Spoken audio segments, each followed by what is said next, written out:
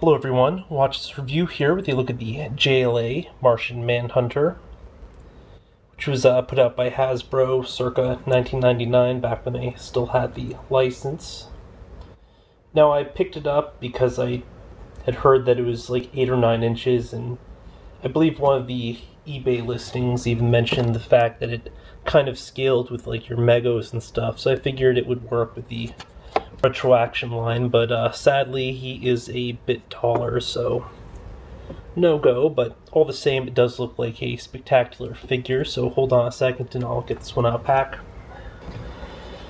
And here we have the Martian Manhunter, aka John Jones, out of package. And let me just tell you some rather interesting packaging, but I'll save that detail for the end. Don't want to bore you quite yet.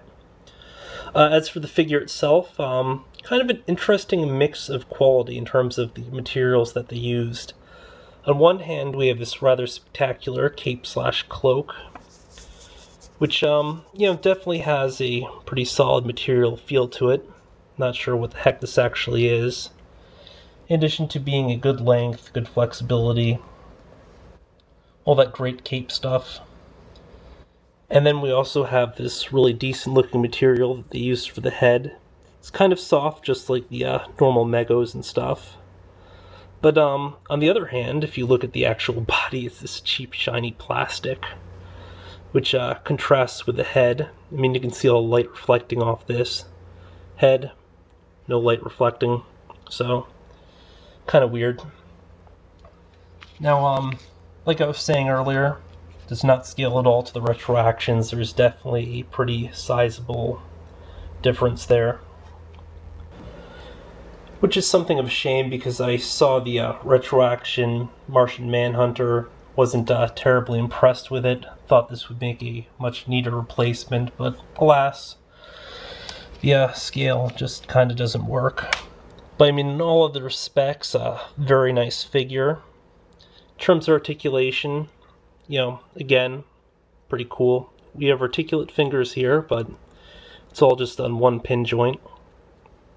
So you can make a fist, you can have open hands or very open hands if you want, if he's got arthritis or something. Then we have a ball and socket here at the wrist. Again, huge range of motion. Pin joint at the elbow. Point of rotation midway here on the bicep. Kind of tacky. This is sort of one area where you just don't see as much muscle. Like they could have bulked it out and then had the part of the upper like they do on stuff like the DC Universe Classics and the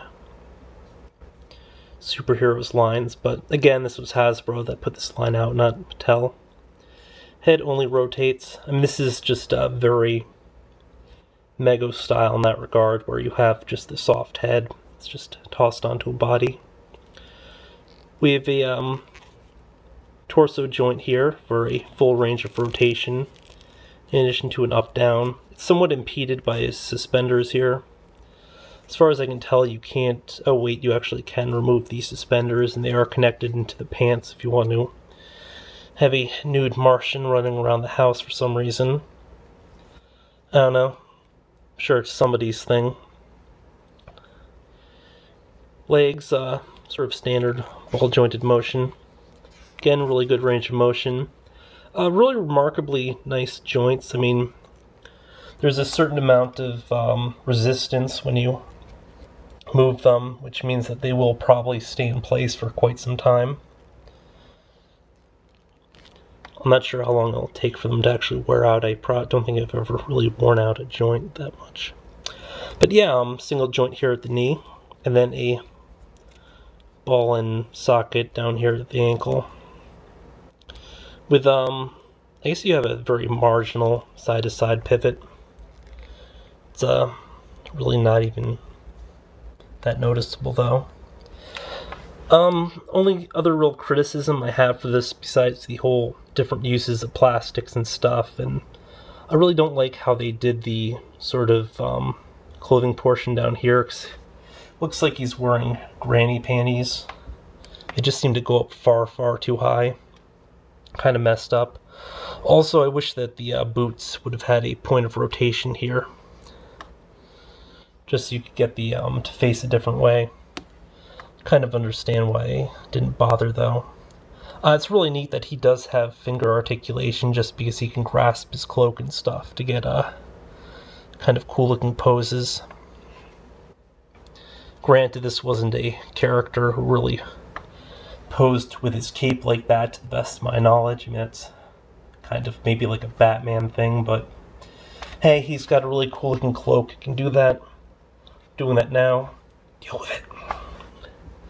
I mean, all in all, you know, very, very cool figure, and as of the time of filming, you can find this one pretty cheap. I picked him up for, I think it was like 14 shipped. I actually could have gotten him even cheaper than that, but I bought this right before I noticed the other auction. So, I mean, yeah, definitely a really cool sort of bargain item. Again, only problem is the cape might deform a little in pack, just because they kind of have it clipped in. But, I mean, very awesome all around. And now to discuss the packaging really quickly, which is actually the part that I filmed first. And here we have the Martian Manhunter, aka John Jones, out of package, and let me tell you, it was some rather crazy packaging. As you'll see, there are tons of little clips and spots where he was hooked in there. The most interesting part of the packaging, however, was this, which I guess were little, I guess kind of like a plastic or rubber washer that they put over this portion. I'm not sure what the exact function was, whether it was just to keep the thing from slipping too much in package, but it was the first time I ever saw an insert like this. Kind of nuts. And then, of course, when you're actually taking him out near the end, you have to be careful because you'll feel a tug on the cape, and they have like these little clothing clips for the cape portions in 4 different spots. So it took a good, was it like 5 or 10 minutes? Yeah, not fun. So this has been a look at the Hasbro Martian Manhunter. Until next time, folks.